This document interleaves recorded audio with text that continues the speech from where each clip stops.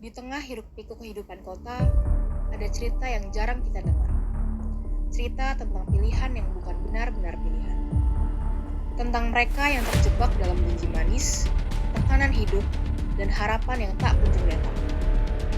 Pernahkah kita bertanya, kenapa seseorang bisa sampai di titik itu? Video ini bukan untuk menghakimi, tapi untuk memahami. Mari kita lihat lebih dalam fenomena yang terjadi di sekitar kita, namun sering kita abaikan.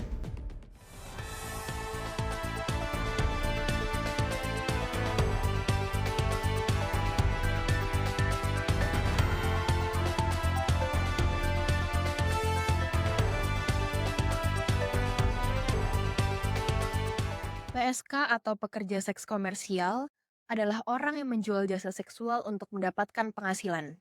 Di balik profesi ini, seringkali ada tekanan hidup dan kondisi yang memaksa. Fenomena PSK di Indonesia bukan sekedar isu moral.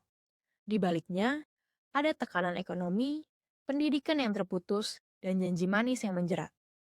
Kemiskinan dan utang seringkali memaksa individu untuk mencari jalan keluar yang instan meski beresiko. Banyak dari mereka berasal dari keluarga yang kesulitan ekonomi, sehingga mudah terjebak dalam janji-janji manis yang menyesatkan. Putus sekolah juga menjadi faktor penting. Tanpa pendidikan yang memadai, mereka kehilangan akses terhadap informasi dan perlindungan yang seharusnya bisa mencegah mereka dari eksploitasi. Media sosial kini menjadi pintu masuk yang paling mudah bagi para pelaku. Dengan kemasan yang meyakinkan, mulai dari tawaran kerja, beasiswa, hingga gaya hidup mewah, mereka menyasar anak muda yang aktif di dunia digital.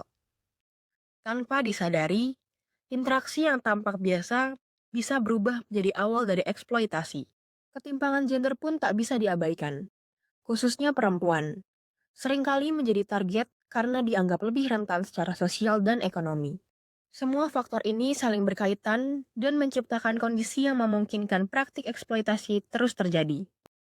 Salah satu contoh nyata terjadi pada gadis asal Bogor berusia 15 tahun yang menjadi korban tindak pidana perdagangan orang atau TPPO. Ia dijanjikan temannya untuk bekerja di restoran. Namun, sesampainya di Jakarta, ia justru dibawa ke hotel dan dipaksa menjadi pekerja seks komersial yang didapat oleh teman-temannya dari aplikasi micet. Kasus ini menggambarkan betapa mudahnya anak muda terjebak dalam eksploitasi, terutama ketika faktor ekonomi, pendidikan, dan pengaruh media sosial saling berkaitan. Tanpa perlindungan dan pemahaman yang cukup, mereka menjadi target empuk bagi pelaku kejahatan. Kasus ini bukan hanya soal kejahatan individu, tapi juga mencerminkan masalah yang lebih besar, ketimpangan sosial, kurangnya akses pendidikan, dan dominasi gender. Semua faktor ini menunjukkan bahwa perdagangan orang adalah isu lintas sektor yang perlu ditangani secara sistematis. Disinilah peran tujuan pembangunan berkelanjutan atau SDG menjadi sangat penting.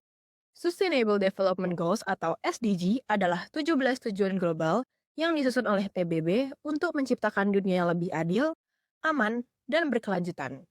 Salah satu tujuan penting adalah kesetaraan gender. Tujuan ini menekankan pentingnya melindungi perempuan dan anak perempuan dari segala bentuk kekerasan, diskriminasi, dan eksploitasi. Kasus perdagangan orang, terutama yang menyasar perempuan muda, menjadi bukti bahwa kesetaraan gender masih jauh dari tercapai.